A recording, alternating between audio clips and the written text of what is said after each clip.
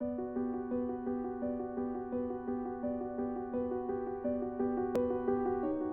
am missing the vast majority of what's happening around me, and I notice my loss of small pleasures, such as walking on the curb of the road, failing to stop looking at desserts that waters my mouth, or having the last bite on my food and still feeling yummy, or staring at the bubbles in the sky,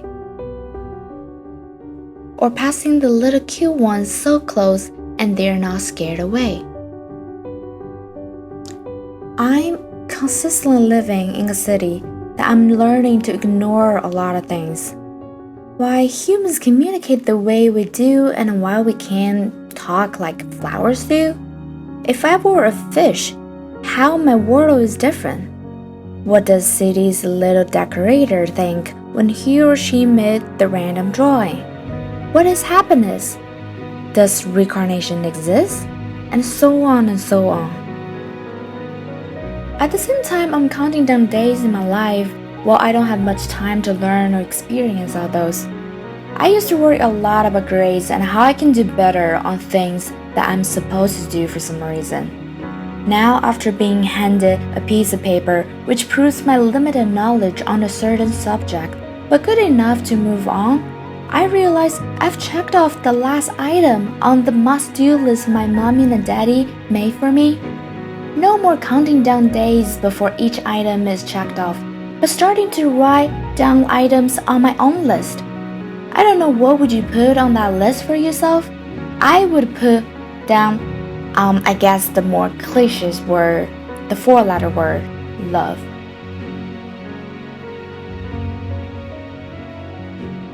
I met you in the spring of 2015 in Istanbul, Turkey, a magical city that contrasts the tradition and the modern, the developed and the developing.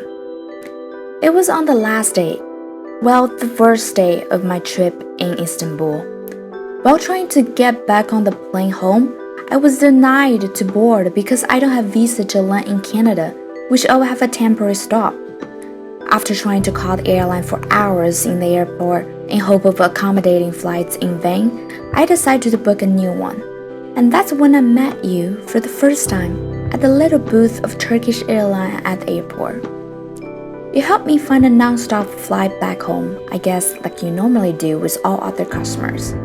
When you find out for some reason the machine doesn't take my credit card, you suggest me to withdraw money from ATM machine.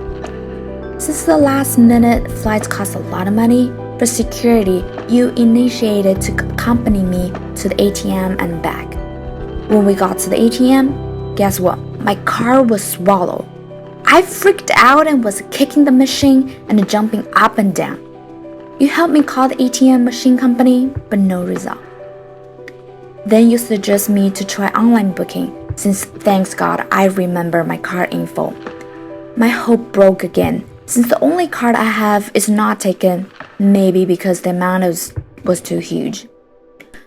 I was homeless and helpless. At the same time, your boss called you back to the booth and pressured you to stop helping me. You indicated me to try with the airport Wi-Fi on my own computer, and you didn't look into my eyes while sending me away. I arrived in the airport in the morning like 4 a.m., and now it was in the afternoon already. Starving, angry, desperate and helpless, as my last hope that you could help vaporized.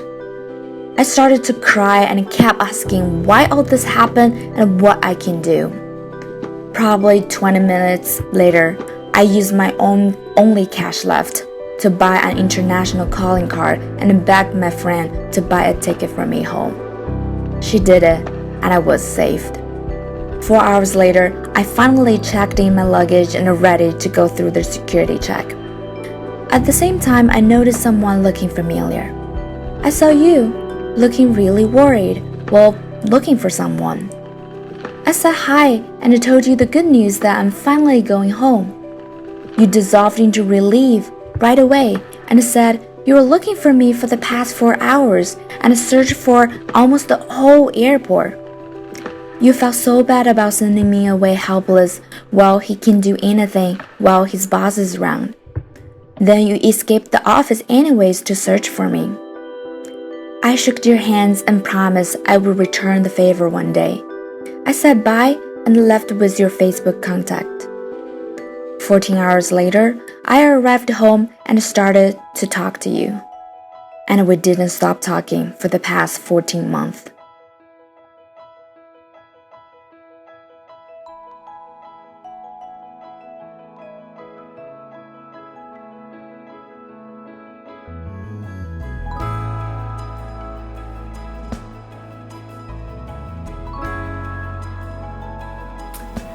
Hello, Musty. You once asked me what you meant to me, and I thought about this for a long while, and here's my answer. You presented a sense of newness to me, which makes me wonder about things that I never thought about or did before. Things such as having imaginary conversation with another human being in my own head, or really feeling for the first time that I'm not alone. And also coming up with this crazy idea, which I really want to tell you right now. So, I decided to go on a war round trip with you. I know you can't really travel because of your Iraqi nationality. But I think you can do that through my camcorder lenses. So in each country, you will see what I see, hear what I hear, and learn what I learn. So that you and me will always feel like we're together. Yeah, I know it's a little crazy, but I think we can make it.